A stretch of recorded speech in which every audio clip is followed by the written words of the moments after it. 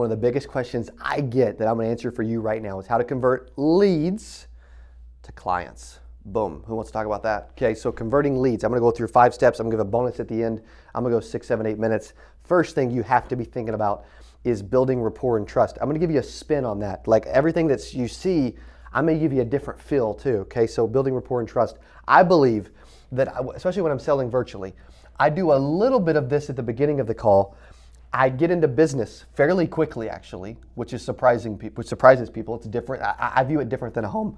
Okay, so I get into business quick, and then I do this throughout. Okay, so if I'm asking questions like, hey, what city are you in? Oh, I'm in New Orleans. Oh my gosh, I freaking love gumbo, man. You're making me think about gumbo. And they're like, yeah, dude, I love gumbo. I'm actually making it right now, right? Whatever. Like I use that as a small way to like build rapport and then pivot. So I'll maybe talk about gumbo for like 8 seconds, 12 seconds, 20 seconds, whatever. You'd be like, oh, I love that, man. Okay, great. So you're in Louisiana. Okay, great. How long have you been there, right? Whatever. But then I'll use it as a way to like build rapport quickly and then get straight back into business. Okay, that's how I do things. So if you've ever talked to me on the phone, like I've got 200 booked calls for 15 minutes this week, literally every 15 minutes for 10 hours a day, 40 a day for 200 for the week. And I've got all these agents that are like, hey, dude, man, dude, like, thanks for getting on and like appreciate you. And I'm like, yeah, dude, totally excited to chat, excited to get to know you, man. Where are you from? Oh, I'm in Dallas. Oh, great, dude, I'm a Cowboys fan. Love that. Okay, cool, man. And why'd you schedule the meeting? What can we chat about? Like brief, man. I'm like building a little bit. I'm getting right into it. Okay. So build rapport and trust. It's important. Also, that it's like this is what if someone wants what you sell, and they don't buy, but they have like more than $0 in their account. It's this. Like it's just this. Like they could be like, I'm shopping, I'm broke, I got to talk to my wife, whatever. They can make some stuff up, but I'm telling you, if they have the ability and they want it and they don't do it, it's entirely % on our shoulders. And it comes down to this. Like, dude, there's a lack of trust. It will affect a sale every single time. Really freaking important. Okay, next is demonstrating value. I do this by like demonstrating value throughout. So one of the things that we do in our office, as an example, I'll give you a real example, is retirement appointments. Okay, so when I'm talking about retirement appointments, I tell people like, hey, we actually are we're like locked out of a bunch of states right now because like everybody keeps renewing and they keep adding and they keep referring, and so like we don't have availability in these 12 states. And they're like, dang, dude, that sucks. I'm like, yeah, dude, like this is their highest quality product I've ever seen. People are freaking renewing like crazy. What is that doing? It's creating value in someone's mind about what's happening, right? So how can you use that when you're actually selling insurance? Well, you could mention that like, you know what?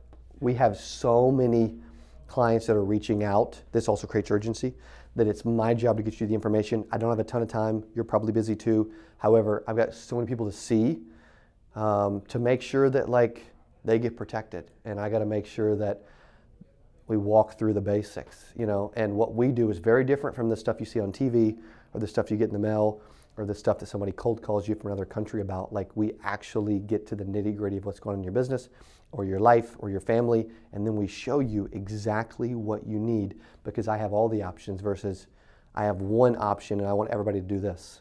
Does that make sense, Mr. Prospect? Right? Simple, but it demonstrates some value. Okay, demonstrating value, very important. I want to do this. It's like I want to slowly increase it through the entire conversation. Okay. Next is addressing and overcoming objections. This is interesting because I think some of the best things to do when you get objections is to just act like they didn't say it. Like I know that's like, no, people don't say that, but like they're like, dude, I don't know, man. I don't know if I can qualify. You know, I don't know either. But either way, we'll find out. Okay. So what's your height and weight? Like, dude, I'm just like blowing past it, right? I'm agreeing.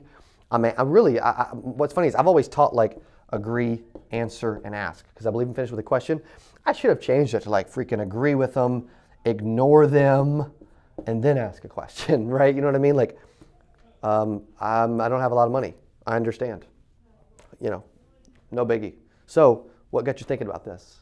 You know what I mean? Like, dude, just freaking agree, ignore, and ask them a question. It's not hard, but dude, I'm telling you, there's power in that. It gets you back in control. Also, the more you start to talk about their objection and whether it's valid or not, the more they will start to believe it, and you will make it real, because then it'll start to grow and fester, right?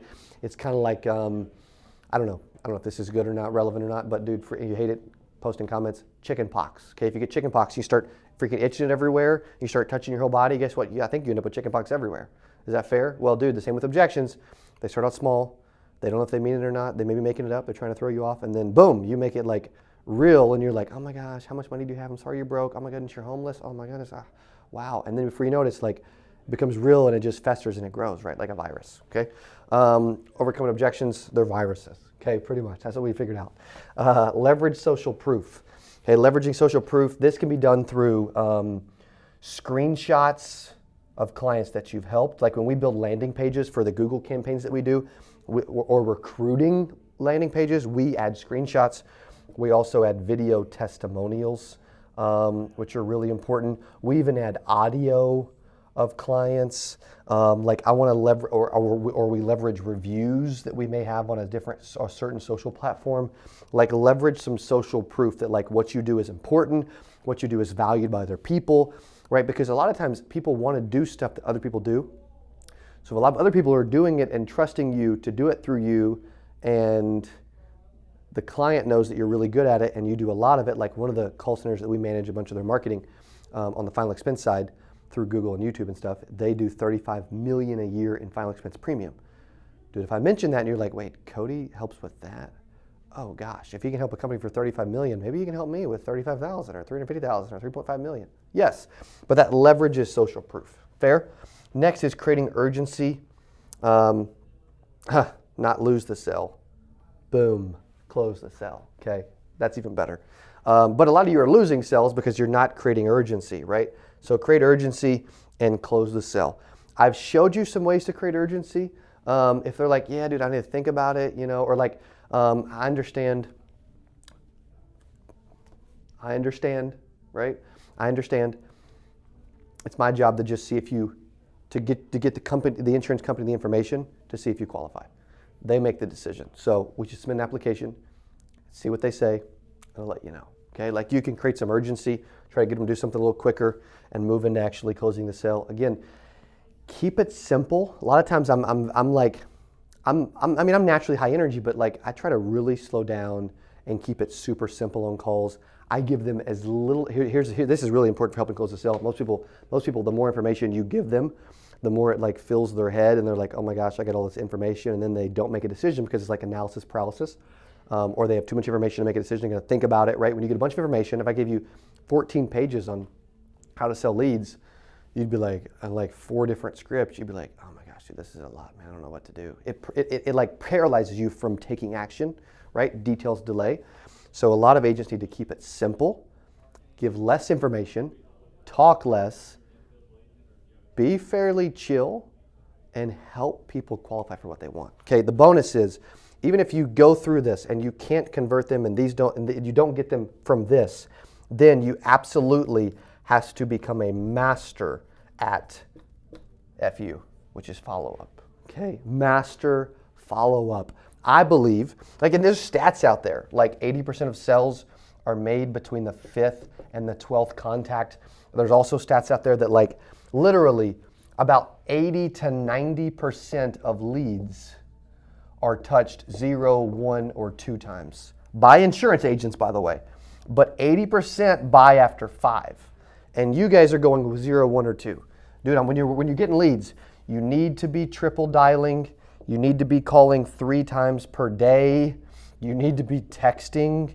You need to be emailing. Like you need, and there's automation tools to help with some of that, totally, right? I don't overcomplicate automations and AI like everybody else does, but it's important, sure.